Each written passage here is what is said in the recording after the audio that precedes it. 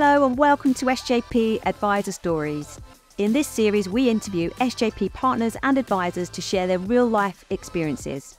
I'm your host, G for Tit, and if you have any questions that you would like to ask an SJP partner or advisor, please feel free to comment below or reach out to me on LinkedIn. If you enjoyed this episode, please subscribe.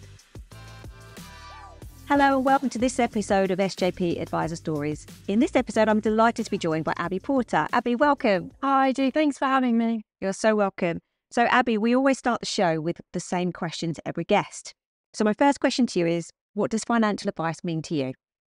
Financial advice means to me really working with somebody and actually getting some real jargon-free advice.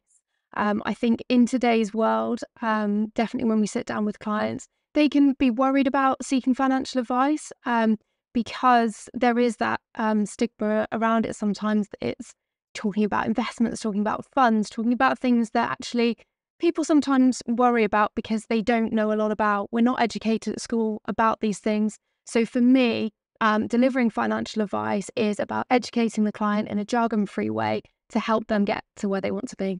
I love that. Thank you so much. So we want to find out a bit more about you and your background, Abi. So tell us a bit about life before SJP. What were you doing? Yeah, so before SJP, really different background. I was actually in teaching. I was a PE teacher for 5 years. So since I was young, absolutely loved sport. It was a real passion for me.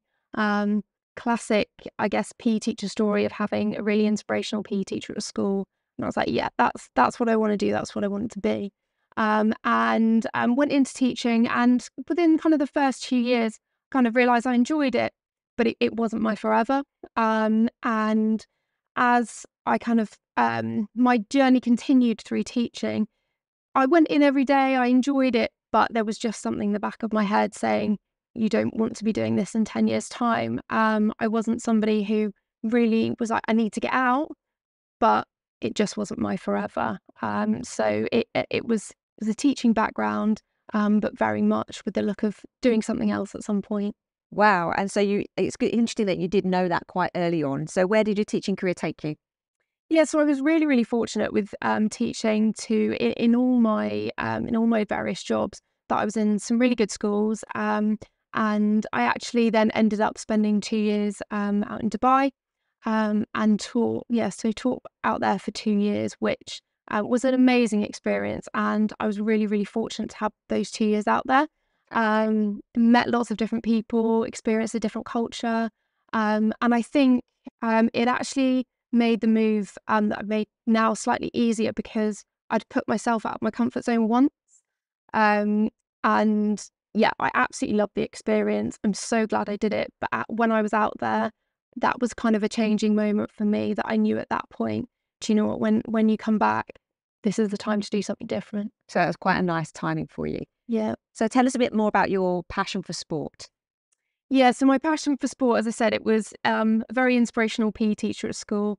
Age 7, she came up to my parents in the car park and said, "Has Abby been playing sport for, outside in clubs?" And my parents were like, "Well, no." And I think I was just full of energy. I just absolutely loved anything competitive at that age. And it was really that PE teacher that led me down the route of playing hockey, got me into playing club hockey, and really fortunate then as a junior, went on to play junior international junior international hockey, which was a fantastic, for me, it's still one of my biggest achievements. But also playing sport has taught me so much, and definitely has prepared me in so many ways for the highs and lows of real life. It was kind of very plain sailing when I was young and kind of got into some England squads initially.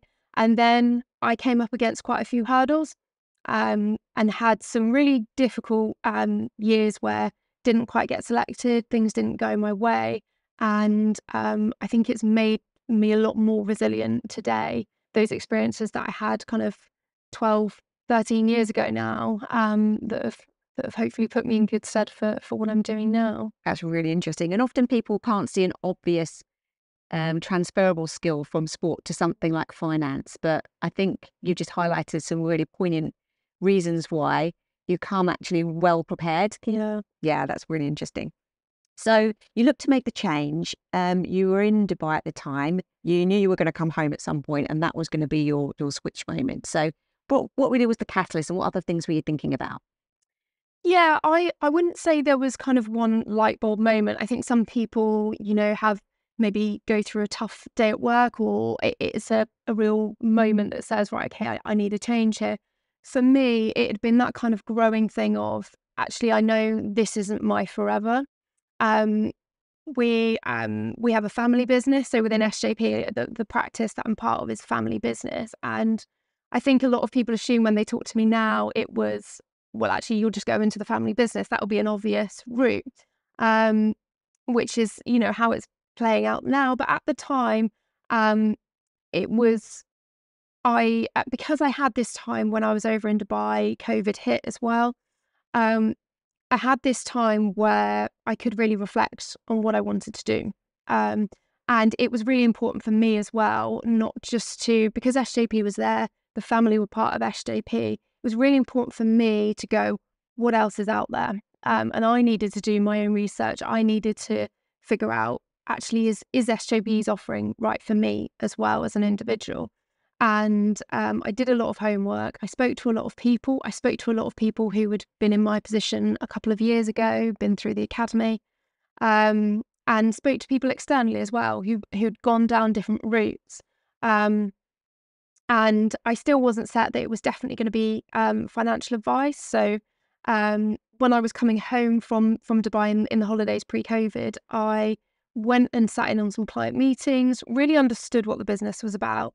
And that kind of started to solidify my decision. I knew for me, I wanted to do something which would allow me to become a business owner in the future. I'm very, very fortunate that my parents, and that was what they decided to do 23 years ago. And I suppose there's a moment for me a long time ago, which I look back now, and I was playing sport, and one of my friends jokingly said to me, well, do your parents not work? Because every Wednesday afternoon, come rain or shine, my parents were always on the side of a hockey pitch, a netball court, whatever it was. And I remember saying, well, no, I think they were, being a young, naive 7-year-old at the time. And for me, I really wanted to build something that I could be there for, hopefully my future family. So going back to your original question, it wasn't that moment of I need to switch career. I didn't hate what I was doing, but I knew that wasn't going to allow me to have the life I wanted in the future. So yeah, that's kind of what brought me to now. To SJP. So you did a lot of due diligence yourself, which I think is sensible for anybody. So what other opportunities did you look at, and what did you find?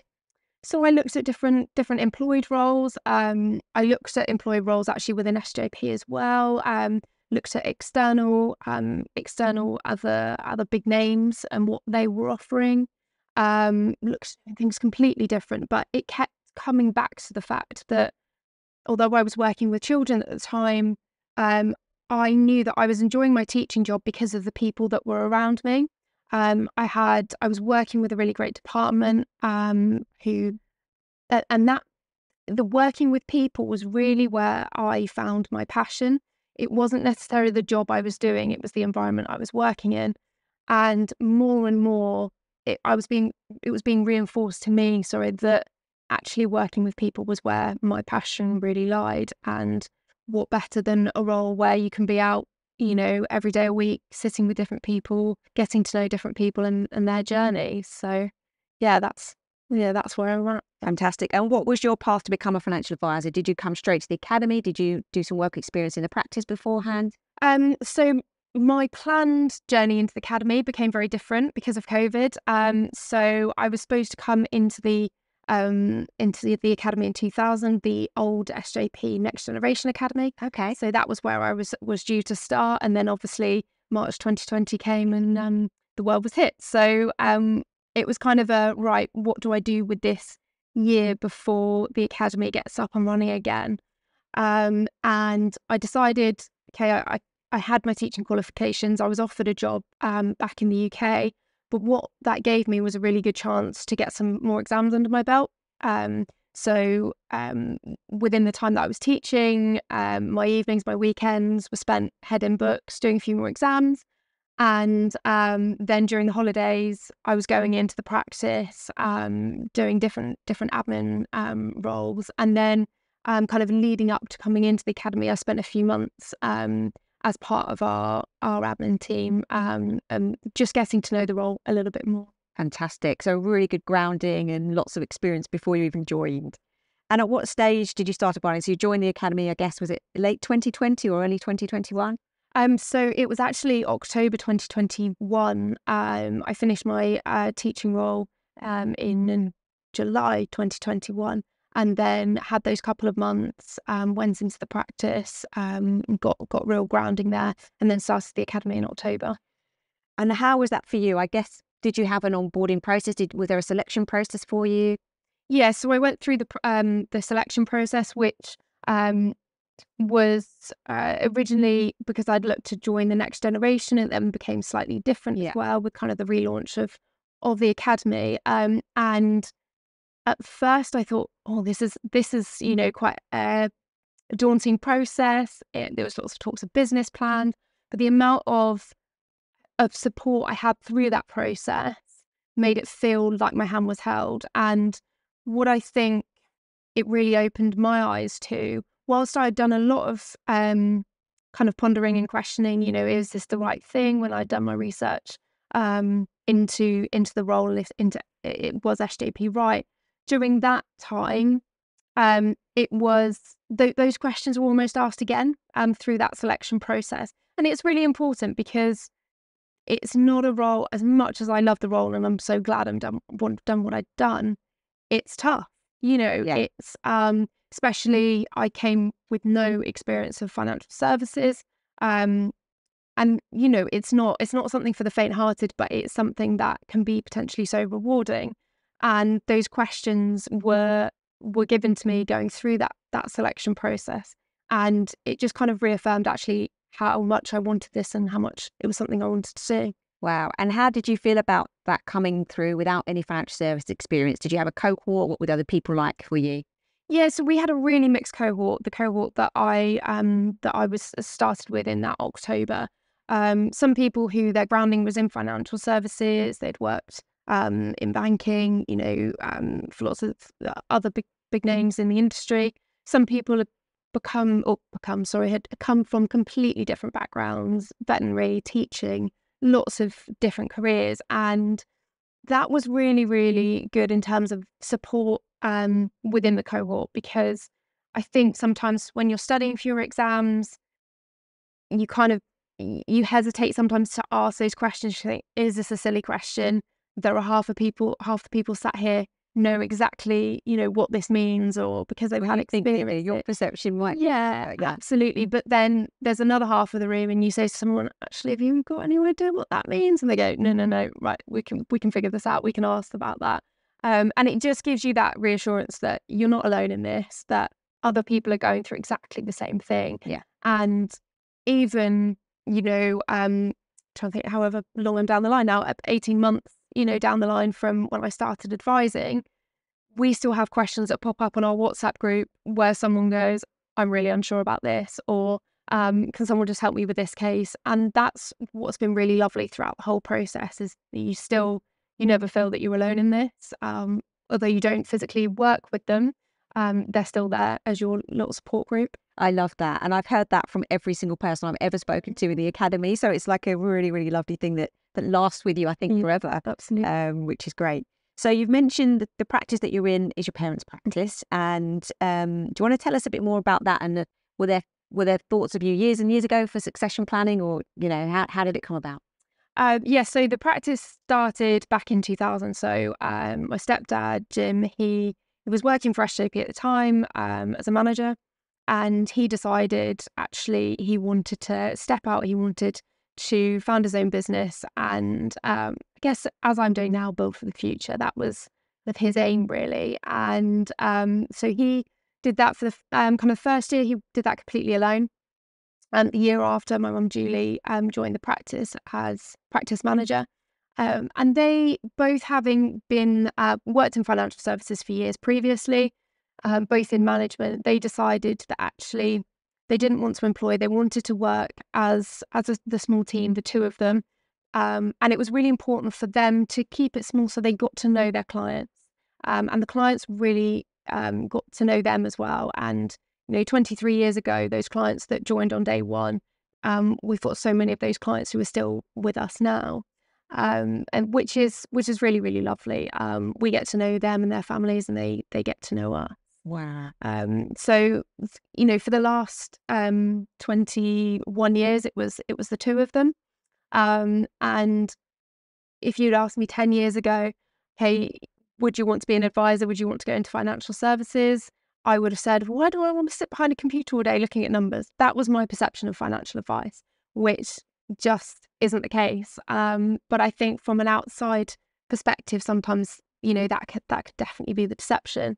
So for me, up until I started teaching, I'd never considered it. And then, as I said earlier, the more and more I researched, the more and more I listened to my parents about what they actually did, I started to understand this wasn't about numbers. Obviously, there's an element of that in there, but this is a people role. This is a job where you're talking to people every day about what they want to achieve, and I think that's a real privilege. Wow. And what does a typical day or week look like for you then as an advisor now? Yeah, I'd love to say there's a typical week, but it's normally filled with a few client meetings in there. So there might be kind of 5-6 client meetings in the week. I'm still relatively new to the role, so I'm still doing a lot of admin as well, which every person or every advisor that comes into this role will have a really different setup, and that's probably what I've learned a lot in the last few months. That it's easy sometimes to compare where you are to where someone else is, and actually everyone's role is very different, even if your job title says the same thing. I've come into a practice where my parents firmly believe that I had to learn the role. I've not come with bags of experience from financial services or through the paraplanning route, which a lot of people do. So it's really important for me to get that grounding in understanding of, when I give the advice, what goes on behind that, and what does that client journey look like for the kind of whole picture. So whilst my week might be filled with 5-6 client meetings there, it will also be filled with making sure admin is done behind the scenes. It might be a typical week, there'll be some networking in there, going out, meeting other people, trying to build up what I call my black book, which is very much, when I see a client and they need some help in another area, I can confidently say to them, I've got someone I trust that you can speak to. Oh, I understand. So yeah, that's kind of, I say, a typical client week, typical week advising, but it can look very different. Well, that's great. As you say, very much a people role, and that's the bit you enjoy the most. So the fact that your week is full of meeting new and interesting people is great. So let's cast our mind back a little bit again, back to the academy and the training. Yeah. We often get questions from people about the qualifications and the exams. So you'd obviously had a background in teaching. How did you find the exams yourself? Yeah, I would say, me personally, it was a roller coaster, but I learned so much, and I absolutely wouldn't change it now. If anyone comes into it, unless you've got years of experience, in it might be in investment analysis or anything like that, then unless you've got that grounding, these exams are going to be tough. Yeah. But that gives me a lot of confidence behind me when I go up to clients and I say, I've sat these exams. They're not easy. I've got this knowledge and I've got these qualifications behind me, which allow me to advise you with quality advice. So when I started the exams, definitely it was a moment of, whoa, okay, this is going to be tough. But from that day one of starting the first exam, I picked up the phone to everyone gets allocated a manager who will support them through the process, and we just talked about it. And that is not something that just happened then. That is a theme through from day dot to now that I've always had someone, multiple people on the end of the phone who I could go, can we just have a bit of help with this? And funnily enough, I managed to get through my exams. And some people, as I said, some people will find it easier than others, but there's always a way that you're going to get there if you want to. That's the thing. It's about, okay, how much do you really want this? And those who make it through, you will apply yourself, you will do the work. Absolutely. And there's a bit of a litmus test beforehand, isn't there? So before people join the academy, there's a couple of exams to pass. So I think that gives people a good idea of what to expect. And I think the exams you do when you're in the academy are a little bit tougher. And you've got the support around you for those. But no, that's really good advice. So tell us a bit more about that support then. So you mentioned your academy development manager, your peers you've already mentioned. Is there anybody else that supports you through? Yeah, I mean, there's been multiple people within SJP who either have been allocated to be, formal support for me. However, there's many links that I've made along the way of other people who weren't necessarily formal support, but have always said to me, pick up the phone, we're always here. And that's not just employees of SJP, that's other partners, that's other advisors who have been through the process. I was very lucky. I say very lucky. All the development managers, that I've had experience with have been brilliant. My development manager, who I had throughout the academy, was fantastic. He's not paying me to say that, but was really brilliant. And now I've moved into what's our growth and development kind of stage, and equally fantastic support within there. So there's always someone on hand to be able to pick up the phone, to be able to send an email, to be able to sit down face to face with and just go, can we just talk through this? I'm struggling with this. We just want a bit of help there. That's amazing. And how have your parents been through this? Because you're working within their business. Have they been really supportive and have they helped you? Yeah, they've been brilliant. And I think naturally from my background in sport, I'm very hard on myself, and I know that, and I've seen that more and more now. I probably didn't realise that as much at the start of this journey. But I've had days, and all advisors will probably go through it at some point where you go, well, this is really hard. But, someone there going, actually, look how far you've come. Look how many clients you've worked with since the start. Look at the knowledge you've gained. And sometimes it just takes that external person to remind you of that. And it's very easy sometimes to just get lost in it. But having that support around you and just those little reminders, you go, actually, yeah, I'm doing okay. I'm doing well. And I think just on to that as something that I should have mentioned earlier, definitely through the kind of onboarding process to the academy, the interview process as such, they really talk about what is your why and why are you doing this? What's driving you? And I talked about earlier, being on the sideline, being there for, future potential family. And I think that's in those low moments, that's kind of what I've always come back to. Actually, why am I doing this? Why am I not still teaching? And do you know what? It's because that's where I want to be. It doesn't matter that I'm not there right now, but that's where I want to be. Staying really connected to that vision. That's fantastic. That's super powerful. So you mentioned that, you do have tough days. It's not a plain sailing, upward staircase. So what have some of your biggest challenges been since you began?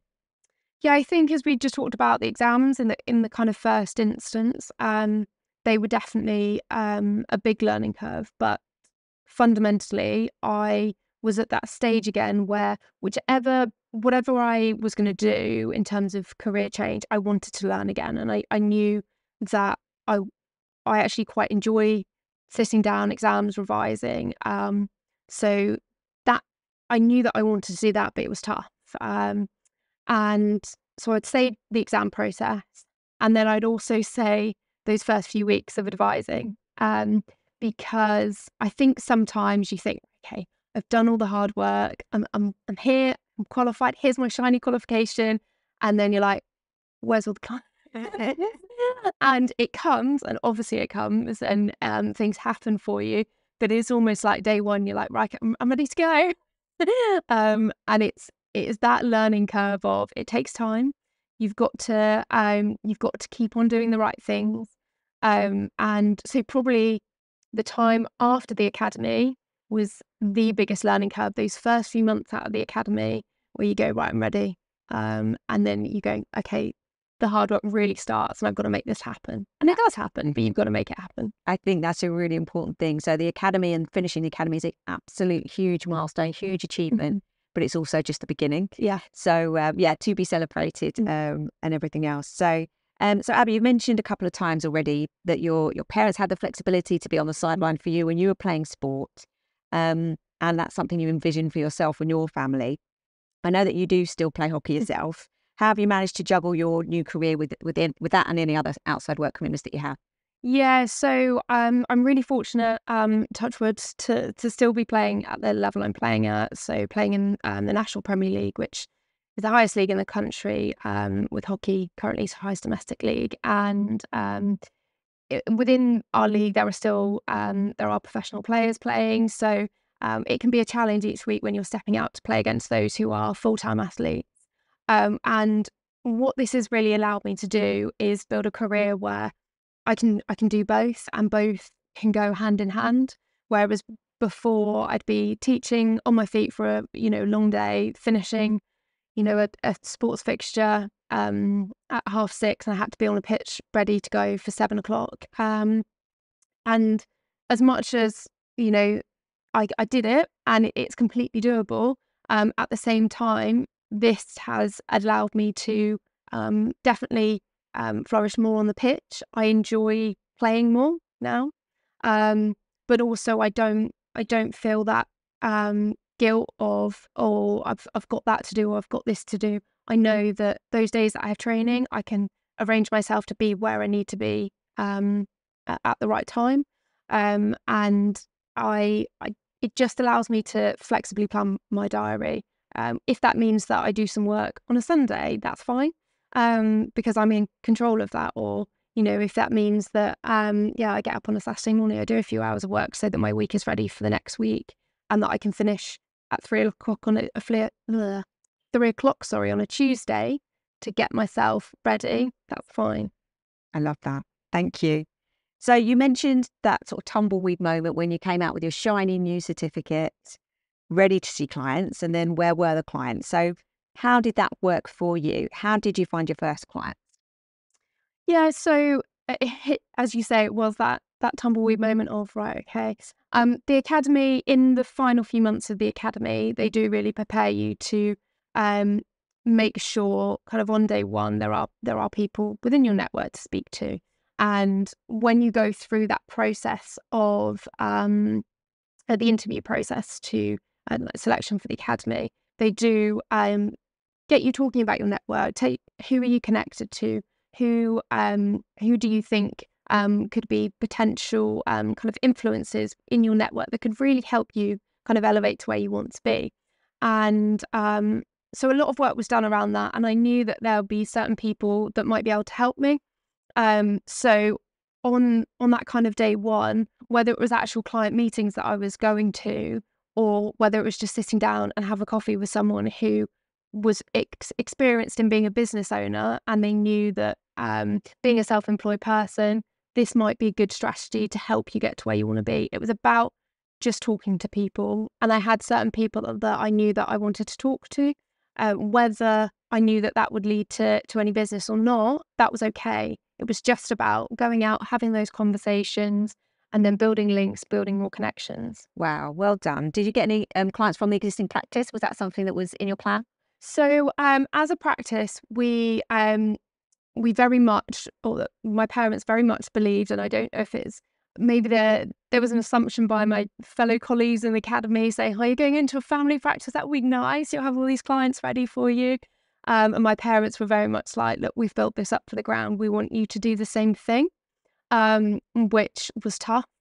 And probably at the time I was like, "Oh, this is so frustrating." But I'm so glad they did, because what it taught me was, where they had come from and having no clients. And I really had to be resourceful in what I was doing. Had to really think about my strategy and how I was going to work, who I wanted to talk to. Now I work with a number of our clients within the practice, because we have now that succession plan really is kind of in place. But at the start, it was a bit of tough love, I think. Wow. Well done. So without sharing any client confidentiality information, obviously, what are you most proud of so far? I had a moment a couple of months ago where I was sat with a family, and it was a lovely day in May. Sun was shining, and I arrived at their home, and they said, "Oh, we're actually." I'd met the clients a couple of times before. It wasn't a first meeting, and they just put a barbecue on. They said, "Oh, do you want to stay for food? You're more than welcome to stay and have a drink with us during kind of the meeting." And they had their children running around. And I just thought, actually, the fact that they trust me to come into their family, to, they've offered to cook for me. That's just such a privilege to be invited into that environment, but also just the fact that, that they're okay with you there. That it just felt suddenly like I was so trusted by them. And I think, you can look at numbers, you can look at figures sometimes as an advisor and think, wow, that's a massive case, that's a massive achievement. But in that moment, all the kind of figures and the numbers were taken away, and it was just like, this family really trusts me, and I'm part of their team. They're going to pick the phone up when anything they're struggling with or when things are going wrong. They're going to pick the phone up, and they trust me. And for me, that was probably the biggest win I've had so far. Defining moment Yeah, for you. yeah. That's lovely. And so what are the types of things that you do help clients with? Yeah, so it's a really wide range, but as I said at the start, it really fundamentally is about taking the jargon out. So when I meet a client for the first time, it is about just understanding what they're trying to achieve, where they are now, and where they want to be. And then, um, yes, there are products as such that will be implemented and will go in that, whether that's buying their first home, whether it's starting up a first ever type of investment, be that an ISA, a pension, to allow them to, save for the future in terms of being able to give their children money in the future to help the house deposit or planning their retirement. Or it might be the other end of the scale. We work with a lot of clients who it really is about then passing on that wealth. But I fundamentally break it down into three things, which is firstly protecting what you've got. Let's make sure that if anything happens, nothing happens to what's there.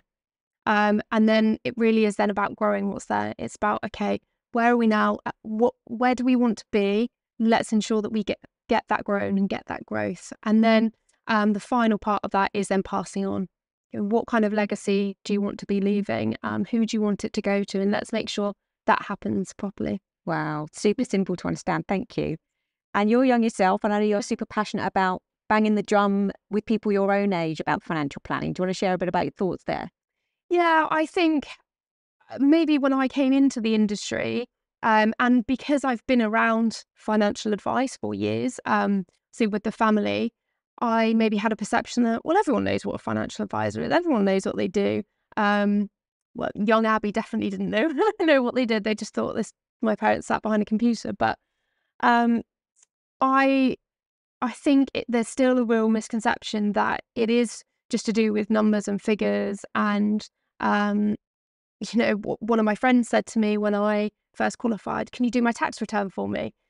So no, that's not quite something I can do. I can tell you someone who can, but that's not what we do. And I think it is about educating the younger generation about what a financial planner, what a financial advisor, whatever terminology you want to use, what they do, what we do, but also why you would need a financial planner, because somebody might understand what they do, but that light bulb moment may have not hit about, actually, why do I need somebody to do that?